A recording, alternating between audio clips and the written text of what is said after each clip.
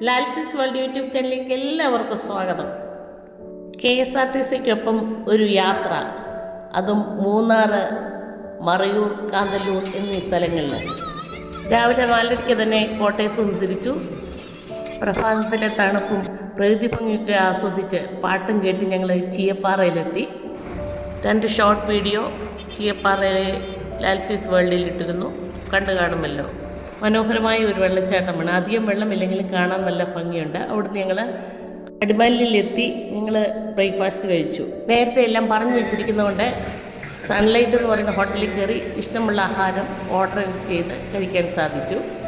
VR വിജയകുമാറും ജയനുമായിരുന്നു ഞങ്ങളുടെ സാരഥികൾ. അനീഷ് മാണിയും സഹായത്തിൽ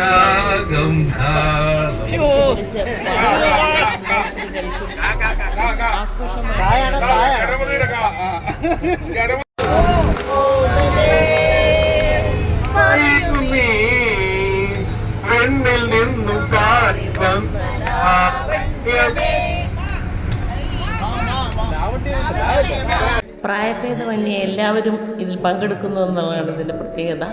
ഒരു കുടുംബത്തിലെ അംഗങ്ങളെ പോലെയാണ് എല്ലാവരും ഇടപെടുന്നത്. അങ്ങനെ ഞങ്ങൾ മൂന്നാർ ടൗണിലെത്തിയിട്ടുണ്ട്. മൂന്നാറിൻ്റെ ഭംഗിയൊക്കെ ആസ്വദിച്ച് തേയിലത്തോട്ടവും കണ്ട് ടൗണിനുള്ളിലൂടെ ഞങ്ങൾ കടന്നു പോവുകയാണ്. മൂന്നാറിലെ തണുപ്പും തേയിലത്തോട്ടത്തിൻ്റെ ഭംഗിയും എത്ര പറഞ്ഞാലും മതിയാകുകയില്ല.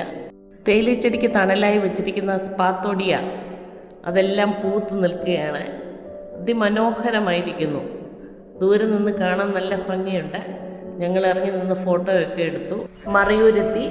മറയൂരെന്ന് പറഞ്ഞാൽ ചന്ദനത്തിൻ്റെയും ശർക്കരയുടെയും അറിയപ്പെടുന്ന സ്ഥലമാണല്ലോ.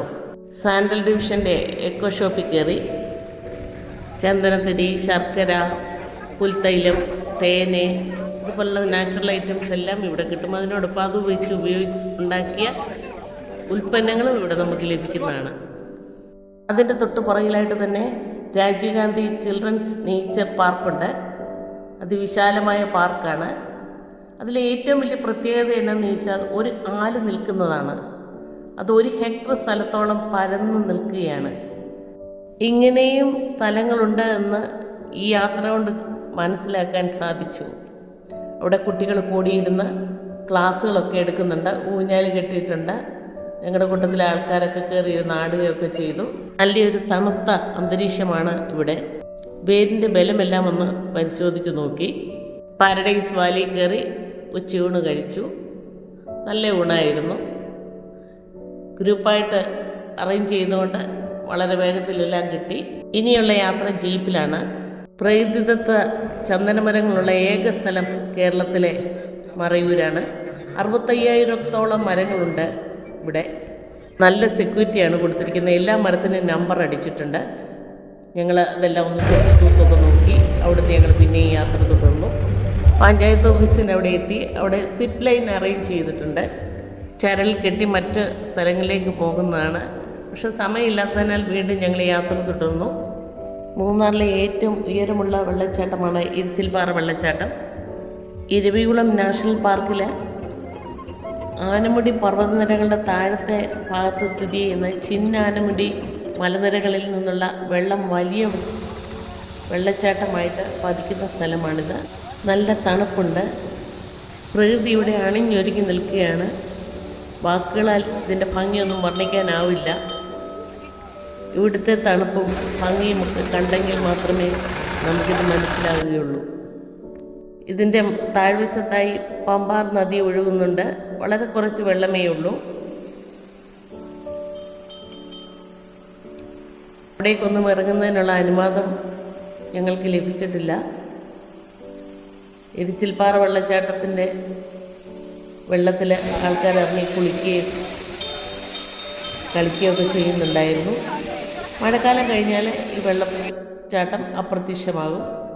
ഞങ്ങളതിൻ്റെ മുന്നിൽ നിന്ന് ഫോട്ടോയൊക്കെ എടുത്തു. വീണ്ടും ഞങ്ങളുടെ യാത്ര തുടർന്നു.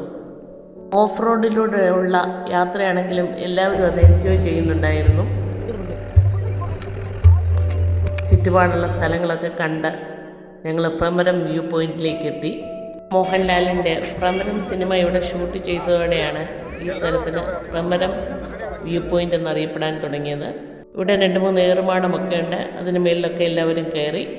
അവിടെ വരെ ജീപ്പ് എത്തുകയുള്ളൂ. അതിനുശേഷം നടന്നു വേണം പോകാൻ. ഇടയ്ക്ക് ഇരിക്കാനുള്ള സ്ഥലമൊക്കെ വെച്ചിട്ടുണ്ട്. യൂക്കാലിപ്റ്റസ് മരങ്ങളുണ്ട് അവിടെ എല്ലാം.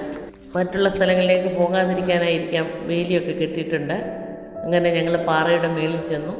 ഇതാണ് പ്രമരം വ്യൂ പോയിൻ്റ് എന്നറിയപ്പെടുന്നത്. മനോഹരമായ സ്ഥലമാണ്. അങ്ങ് ദൂരെ വരെ നമുക്ക് കാണാം എന്നുള്ളൊരു പ്രത്യേകതയുമുണ്ട്. നടന്ന ക്ഷീണത്തിൽ എല്ലാവരും വന്ന് അവിടെ ഇരുന്നൊരു കാപ്പിയൊക്കെ കുടിച്ചു. പുല്ല് മേഞ്ഞൊരു ഷെഡുണ്ട്. അവിടെ ഫ്രൂട്ട്സും പുൽത്തൈലവും ഒക്കെ വിൽക്കുന്നുണ്ട്. അവിടെ നിന്ന് ഞങ്ങൾ മറയൂർ ശർക്കരയിൽ ഉണ്ടാക്കുന്ന സ്ഥലത്തേക്ക് എത്തി. ലോക പ്രശസ്തമാണല്ലോ മറയൂർ ശർക്കര. അതുണ്ടാക്കുന്ന ഒരു സ്ഥലത്തെത്തി.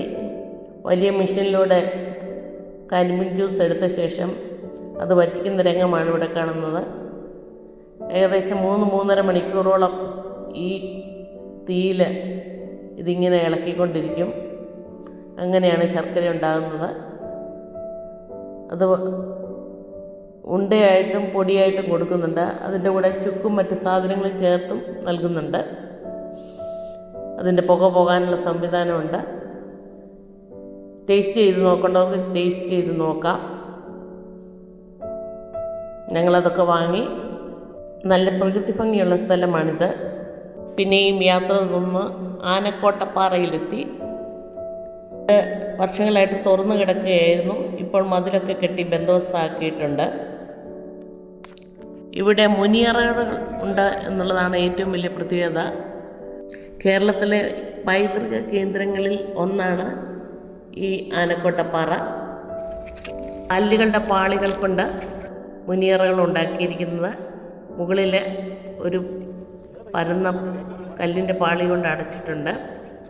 BC 3000 വർഷങ്ങൾക്ക് മുൻപുള്ളതാണെന്നാണ് ചരിത്രകാരന്മാർ എഴുതിയിരിക്കുന്നത്. ഇത് മുനിമാർ തപസ്സിരുന്നാണെന്ന് പറയുന്നു. അല്ല, ശവശരീരങ്ങൾ അടക്കാൻ ഉപയോഗിച്ചിരുന്നാണെന്ന് പറയുന്നു. അതുമല്ല, പ്രകൃതി ദുരന്തത്തിൽ നിന്ന് രക്ഷപ്പെടാനായി ചെറിയ ചെറിയ ഷെഡ് പോലെ ഉണ്ടാക്കിയതാണ് ഇതെന്നുമാണ് അറിയപ്പെടുന്നത്. ഇതിൻ്റെ മുകളിൽ നിന്നാൽ കോവിൽക്കടവ് മുഴുവൻ കാണാം. ആ സ്ഥലങ്ങൾ മുഴുവൻ കാണാം. ഞങ്ങൾ അതിൻ്റെ ഭംഗിയൊക്കെ ക്യാമറയിൽ എടുത്തു. അവിടുന്ന് വീണ്ടും ഞങ്ങൾ യാത്ര തിരിച്ചു. അടുത്തത് ഒരു കുന്നിൻ്റെ മുകളിലാണ്. പാറയിലൂടെ ജീപ്പ് ഓഫ് റോഡിൽ കൂടെ പോവുകയാണ്. ശരിക്കും പേടിക്കുന്ന ഒരു യാത്രയായിരുന്നു അത്. അവിടെ നിന്നൊന്ന് താഴെ വീണാൽ ഒരു പൊടി പോലും മിച്ചം കാണുകയില്ല. കാരണം അത്ര ഉയരത്തിലാണ് യാത്ര ചെയ്യുന്നത്. അത് വളരെ ചരിഞ്ഞാണ് യാത്ര ചെയ്യുന്നത്. ശരിക്കും എക്സൈറ്റഡ് ആണ്. നല്ല മഴ വരുന്നുണ്ട്. എങ്കിലും എല്ലാവരും അത് എൻജോയ് ചെയ്യുന്നതായിട്ടാണ് എനിക്ക് തോന്നിയത്.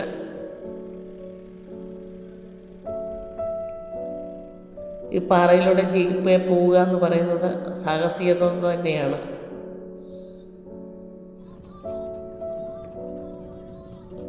ധാരാളം ജീപ്പ് വന്നിട്ടുണ്ട്. ഒരു ഉയർന്ന മലയാണ്.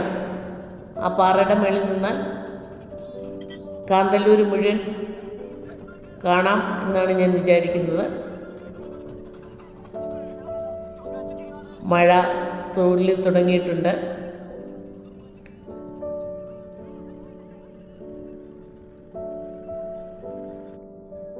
ഇങ്ങനെയൊക്കെ യാത്ര പോകാൻ പറ്റുക എന്ന് പറയുന്നൊരു ഭാഗ്യമാണ്.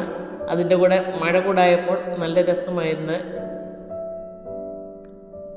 പെട്ടെന്ന് അതിശക്തമായ മഴയാണ് വന്നത്. ഈ യാത്രയ്ക്ക് ഭംഗി കൂട്ടാനായിരിക്കാം ഇതുപോലൊരു മഴ പെയ്യുന്നത്. എന്നും ഓർമ്മയിൽ തങ്ങി നിൽക്കുന്ന ഒരു അനുഭവം തന്നെയായിരുന്നു ഇത്.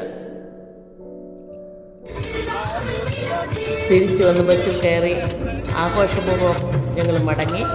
ഈ യാത്രയിലെല്ലാം തന്നെ പാട്ടും ബഹളവും എല്ലാം ഉണ്ടായിരുന്നു.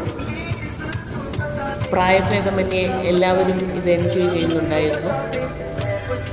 ഏറെ ദൂരം യാത്ര ചെയ്തെങ്കിലും അതും ട്രാൻസ്പോർട്ട് ബസ്സിൽ ഈ കാഴ്ചകളൊക്കെ മനസ്സിലെന്നും തങ്ങി നിൽക്കുക തന്നെ ചെയ്യും. നാടിൻ്റെ നാനാഭാഗത്തുനിന്ന് അപരിചിതരായ പലരും ഒന്നിച്ചു കൂടിയപ്പോൾ മനോഹരമായി ഈ യാത്ര. ഒറ്റയ്ക്ക് പോകുന്നതിനേക്കാൾ ഗ്രൂപ്പായിട്ട് പോകുമ്പോൾ ഏറെ സന്തോഷകരമാണ്. അതുപോലെ തന്നെ വേണ്ട അറേഞ്ച്മെൻറ്റ്സ് ഒക്കെ ഗ്രൂപ്പായിട്ട് ചെയ്യുന്നതുകൊണ്ട് വളരെ സൗകര്യമാണ്. ഞങ്ങളുടെ സാരഥികളായി വന്നവർക്കും കൂടെ സഹയാത്രികരായി വന്നവർക്കും ഈ വീഡിയോ സമർപ്പിച്ചുകൊണ്ട് നിർത്തട്ടെ. നിങ്ങൾക്ക് എൻ്റെ വീഡിയോ ഇഷ്ടപ്പെട്ടെങ്കിൽ ലൈക്ക് ചെയ്യുക, ഷെയർ ചെയ്യുക, സബ്സ്ക്രൈബ് ചെയ്തിട്ടില്ലാത്തവർ സബ്സ്ക്രൈബ് ചെയ്യുക. വീണ്ടും ഒരു വീഡിയോയുമായി വരാമെന്ന പ്രതീക്ഷയോടെ നിർത്തട്ടെ. Thank you.